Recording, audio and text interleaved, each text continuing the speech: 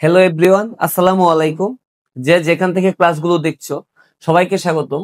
এই ক্লাসে নবম দশম শ্রেণীর কেমিস্ট্রি বইয়ের খনিজ সম্পদ, জীবাশ্ম এই অধ্যায়ের একটি গুরুত্বপূর্ণ সিকিউ নিয়ে আসছে। এইটা আসছে তোমার দিনাজপুর বোর্ড 2025-এ।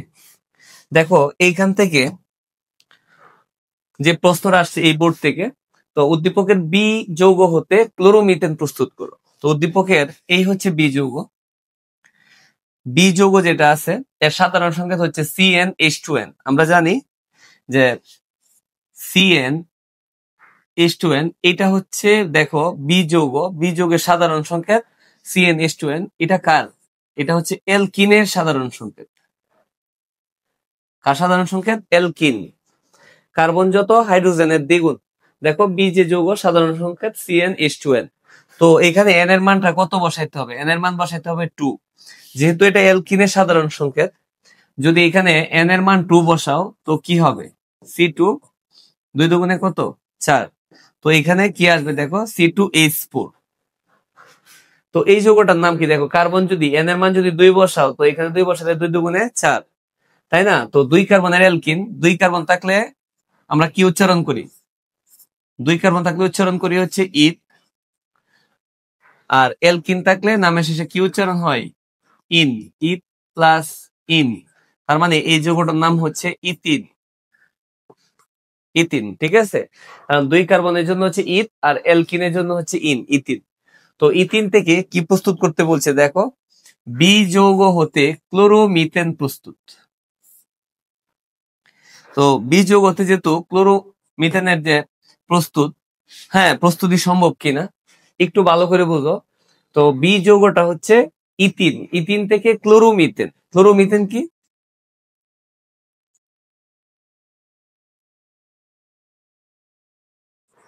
ক্লোরোমিথেন হচ্ছে CH3 সাথে কি আসবে? Cl। এই হচ্ছে ক্লোরোমিথেন, এটা প্রস্তুত করতে হবে। ক্লোরোমিথেন মানে এই যে Cl হচ্ছে ক্লোরো, আর এক কার্বন থাকলে মিথ একক বন্ধনের জন্য হচ্ছে N, মিথেন। তার মানে ইথিন থেকে ক্লোরোমিথেন। হ্যাঁ এটা তবে একটু ঝামেলা আছে। কোন জায়গায়? ইথিন যেহেতু 2 কার্বনের, 2 কার্বন থেকে ইথিন থেকে তৈরি করবা ক্লোরোমিথেন, সেটা হচ্ছে 1 কার্বনের, 2 কার্বন থেকে 1 কার্বনে আসতে হবে, এই তো।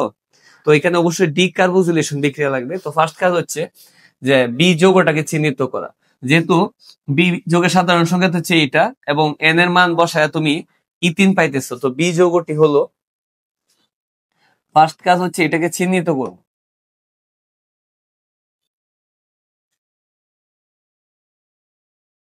বি যে যৌগ আছে, বি যৌগের সাধারণ যে সংকেত, বি যৌগের সাধারণ সংকেত কি? CnH2n। CnH2n। তো সাধারণ সংকেত CnH2n, n এর মান 2 হবে। n এর মান যদি 2 বসাও তো বি যৌগটা কি হবে?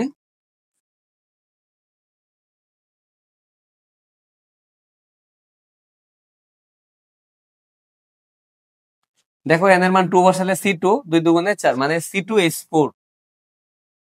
যৌগটি হলো ইথিন, C2H4। ঠিক আছে, এই হচ্ছে বি যৌগ। এখন যেটা করবা, এভাবে তো লিখলে হবে না। ইথিন, ইথিনকে আমরা এভাবে লিখি। তো ইথিন থেকে কি প্রস্তুত করবা?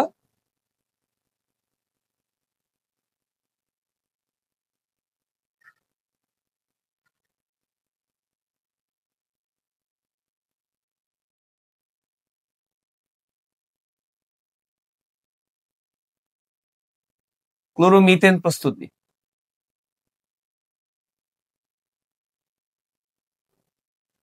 দেখো ইথিন থেকে যদি ক্লোরোমিথেন প্রস্তুত করতে হয়, ইথেনের যে সংকেতটা এভাবে লিখতে হবে, CH2 ডাবল বন্ড CH2। এই হচ্ছে ইথিন, কারণ 2 কার্বন 4 হাইড্রোজেন, কার্বন 2টা হাইড্রোজেন 4টা। হ্যাঁ দ্বিবন্ধন কেন? কারণ এই যে অ্যালকিন, এটা তো আর সাধারণ সংখ্যা অ্যালকিন। অ্যালকিন মানেই কি? কার্বন কার্বন দ্বিবন্ধন, রাইট? তো 2 কার্বন 4 হাইড্রোজেন, এই হচ্ছে ইথিন। যেটা করবা, ইথিনের সাথে ফার্স্ট কাজ হচ্ছে পানি অ্যাড করবো। তো ইথিনের সাথে যদি পানিকে অ্যাড করো,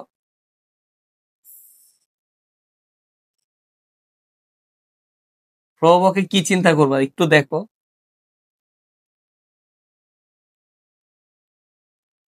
উচ্চ তাপ ও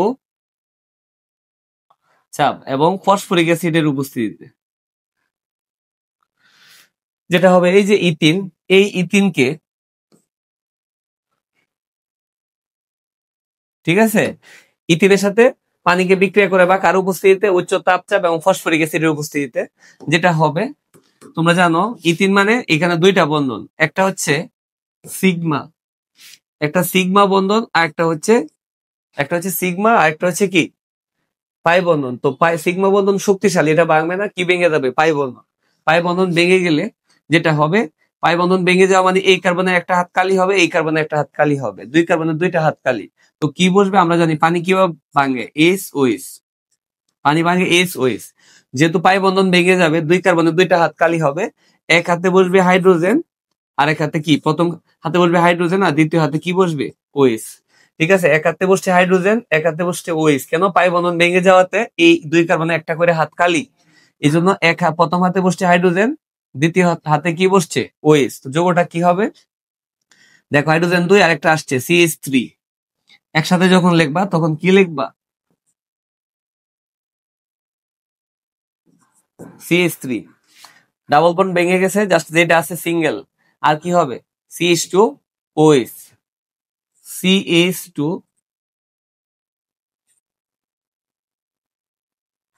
সাথে কি আছে বলো, OH। এই তো ওএস এর মধ্যে এখানে বন্ড একটা দিলে দিতে পারো, না দিলেও সমস্যা নেই, CH3 CH2 OH। অথবা তুমি যদি না দাও তাতেও কোনো সমস্যা নেই, যেভাবে লিখতে বন্ড দিয়া। তো এখানে CH2 এর সাথে কি হবে, OH। ঠিক আছে, আচ্ছা। তো এই যৌগটার নাম কি, দুই কার্বন থাকলে ইথ, আর OH থাকলে হচ্ছে অ্যালকোহল মানে আনল, উচ্চারণের সুবিধার্থে ইথ প্লাস আনল, কি হয়েছে বলো, ইথানল। এখন যে ইথানলটা প্রস্তুত হয়েছে, এই ইথানলকে আবার বিক্রিয়া করে, বা যে ইথানলটা প্রস্তুত হয়েছে, তাই না, এই ইথানলের সাথে বিক্রিয়া করে বা ইথানলকে শক্তিশালী জারক K2Cr2O7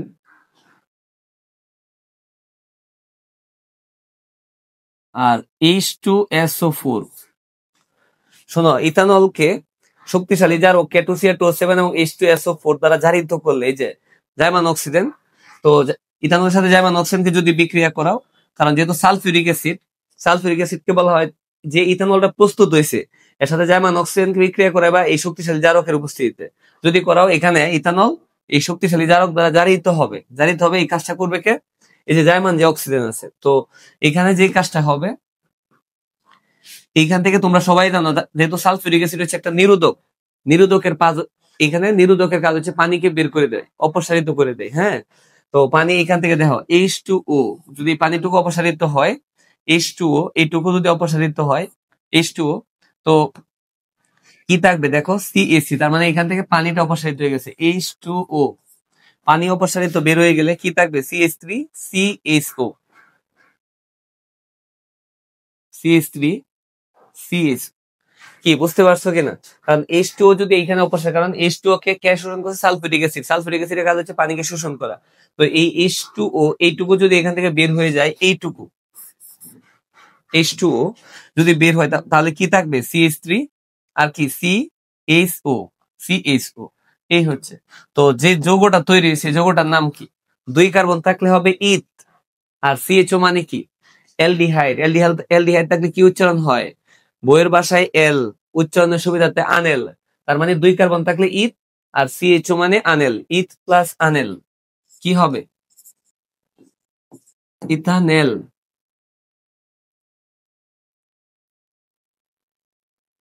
ইথানেল, কি বুঝতে পারছো কিনা, ইথানেল। তো আমরা জানি যে আনল থেকে কি হয়, আনেল, এরপর আনেল থেকে কি হবে, আণবিক। তো এই যে যেটা তৈরি হয়েছে ইথানেল, এই ইথানেলকে আবার নিয়ে আসবা,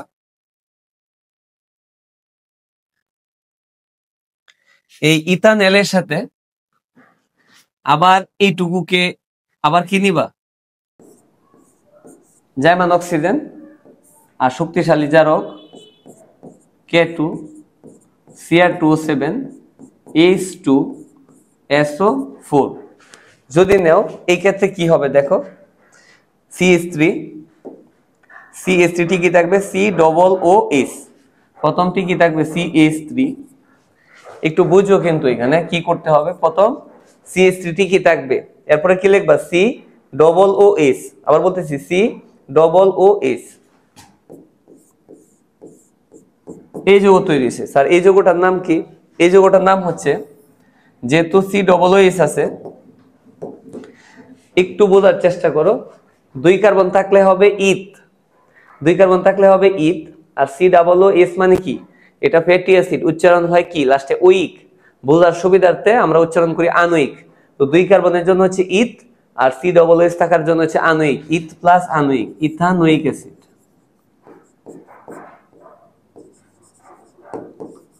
ইথানোয়িক অ্যাসিড। তো ইথানোয়িক অ্যাসিড তৈরি হয়েছে, এখন যেটা করতে হবে, এই ইথানোয়িক অ্যাসিডকে আবার সোডিয়াম হাইড্রোক্সাইডের সাথে বিক্রিয়া করাইতে হবে।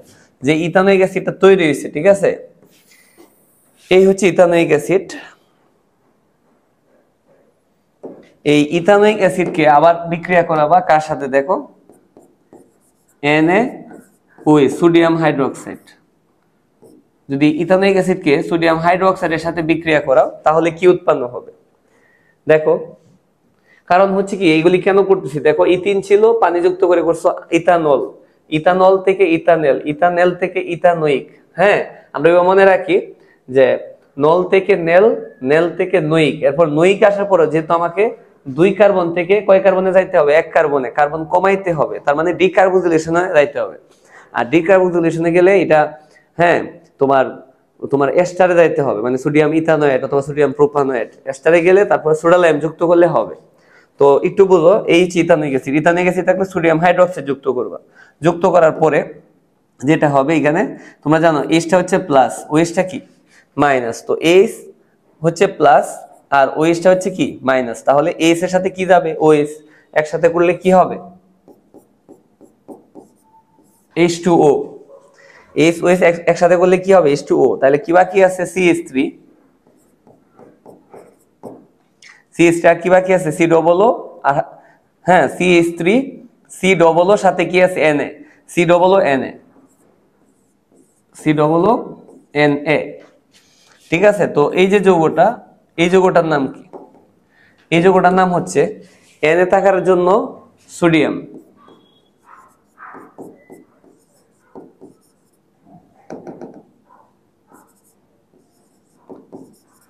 Na থাকার জন্য সোডিয়াম, আর 2 কার্বনের জন্য হচ্ছে ইথ, আর এস্টার যেহেতু আছে COO, Na থাকার জন্য সোডিয়াম, 2 কার্বনের জন্য হচ্ছে ইথ, আর এস্টারের জন্য হচ্ছে আনোয়েট, ইথ প্লাস আনোয়েট, 2 কার্বনের জন্য ইথ, আর এস্টারের জন্য হচ্ছে আনোয়েট, ইথ প্লাস আনোয়েট, ইথানোয়েট, এই হচ্ছে সোডিয়াম ইথানোয়েট, ঠিক আছে। তো এখন এই সোডিয়াম ইথানোয়েটের সাথে যদি কি এক করি আমরা, এটা একটু রেখে দেওয়া যায়, একটু কাজে দিবে এই অংশটা, ক্লোরোমিথেন যেটা প্রস্তুত করতে হবে, ঠিক আছে। তো আমরা জাস্ট এটা একটু উপরে রেখে দিলাম, মনে রাখো এটা কাজে দিবে।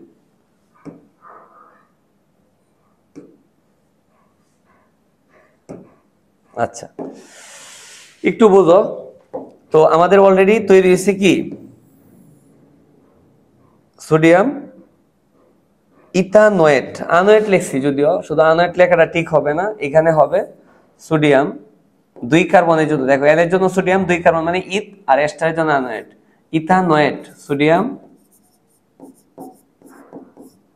ইথানোয়েট। এই সোডিয়াম ইথানোয়েটকে এখানে অ্যাড করবা সোডিয়াম সোডা লাইমের সাথে, যেটা তৈরি হয়েছে সোডিয়াম ইথানোয়েট। এই সোডিয়াম ইথানোয়েটটা লেখো CH3 COO Na, ঠিক আছে, CH3 COO Na, এই হচ্ছে সোডিয়াম ইথানোয়েট। এর সাথে অ্যাড করবা হচ্ছে সোডা লাইম, সোডা লাইম মানে সোডিয়াম হাইড্রোক্সাইডের সাথে, সোডিয়াম হাইড্রোক্সাইডের সাথে কার মিশ্রণ, চুনের মিশ্রণ। তাহলে সোডিয়াম ইথানোয়েট যেটা ছিল, এটা হচ্ছে সোডিয়াম ইথানোয়েট,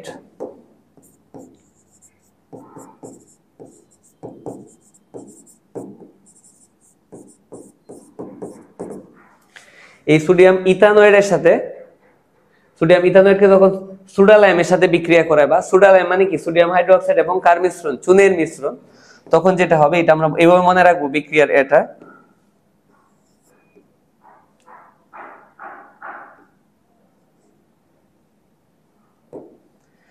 যেভাবে মনে রাখবা একটু দেখো, জাস্ট এইখান থেকে কতটুকু আলাদা করবা, COO আর এখান থেকে NaO পর্যন্ত এইটুকুকে আলাদা করবা। এখান থেকে আবার এভাবে মনে রাখি কোনা আর হচ্ছে নাও, কোনা COO কোনা আর হচ্ছে নাও, তো এইটুকু আলাদা করবা। তবে এইটুকু যদি আলাদা করো তো কি পাইবা, এইটুকু আলাদা করলে পাইবা, দেখো Na কয়টা, সোডিয়াম দুইটা, দুইটা মানে Na2। দেখো সোডিয়াম, এই যে সোডিয়াম, সোডিয়াম দুইটা, একটা কার্বন অক্সিজেন কত, এখানে 2 আর এদিকে 1, একটা কার্বন 2, দেখো Na2 সোডিয়াম, এই যে একটা কার্বন আর অক্সিজেন কয়টা, দুইটা, আর এদিকে একটা, তিনটা, Na2CO3 সোডিয়াম কার্বনের তৈরি হয়েছে। আর কি আছে দেখো CH3 হাইড্রোজেন 3, আর এই যে লাস্টে 1, এখানে একসাথে কি লিখবা বলো, CH4। যেহেতু এখানে CH3 হাইড্রোজেন 3 আছে আর এদিকে আছে 1, তো একসাথে কি লিখবা CH4। তো যে যৌগটা তৈরি হয়েছে বাবুরা একটু দেখো, এই যৌগটা হচ্ছে মিথেন। মিথেন কিন্তু একটা অ্যালকেন, মিথেন, মিথেন হচ্ছে কি একটা অ্যালকেন। তো দেখো আমরা কিন্তু অলরেডি মিথেনে এসে পড়ছি, এখন মিথেনের সাথে কি অ্যাড করতে হবে। তো এখন মিথেন যেটা পাইছো CH4 মিথেন, এই মিথেনের সাথে বিক্রিয়া করাবা কাকে,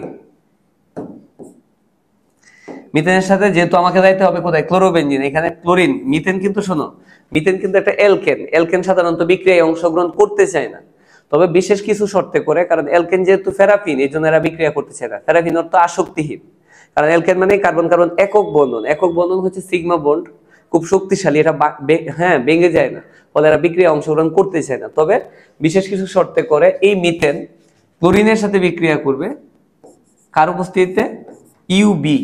ইউবি মানে কি, আলট্রা ভায়োলেট, অতি বেগুনি রশ্মি, এর উপস্থিতিতে বিক্রিয়া করবে। তাও কি বিক্রিয়া, প্রতিস্থাপন বিক্রিয়া করবে। এখানে যে ঘটনাটা ঘটাবে সেটা হচ্ছে, এখানে ক্লোরিন কয়টা আছে বলো, ক্লোরিন কিন্তু দুইটা আছে, বুঝো বিক্রিয়াটা, ক্লোরিন কয়টা আছে, দুইটা। তো এখান থেকে একটা হাইড্রোজেন বের হয়ে যাবে। তো দেখো যেহেতু এখানে ক্লোরিন দুইটা, মিথেন ক্লোরিনের সাথে, ইউবি মানে আলট্রাভায়োলেট, অতি বেগুনি রশ্মির উপস্থিতিতে বিক্রিয়া করবে। এখানে ক্লোরিন দুইটা, একটা হাইড্রোজেন বের হলে হাইড্রোজেন হচ্ছে প্লাস, ক্লোরিনটা কি বলো, যখন একটা ক্লোরিন নাও, ক্লোরিনটা মনে করো মাইনাস, তো এইচটা কার সাথে যাবে, Cl, হাইড্রোজেন হচ্ছে প্লাস, Cl কি মাইনাস, তো এইচ যাবে কার সাথে, Cl এর সাথে, HCl।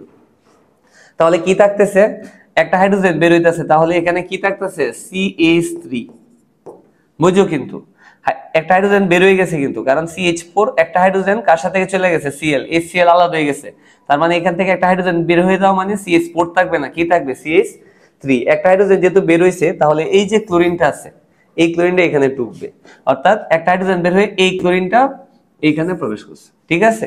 তো এই যে যৌগটা পাইছো বাবুরা, এই যৌগটার নামই হচ্ছে কি, ক্লোরোমিথেন। কি মিথেন,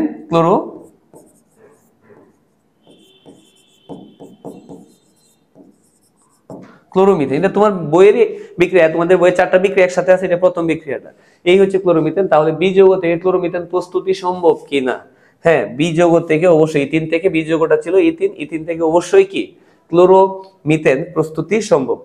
আশা করি তোমরা বুঝতে পারছো। তো আজকের ক্লাসটা এই পর্যন্তই, আল্লাহ হাফেজ।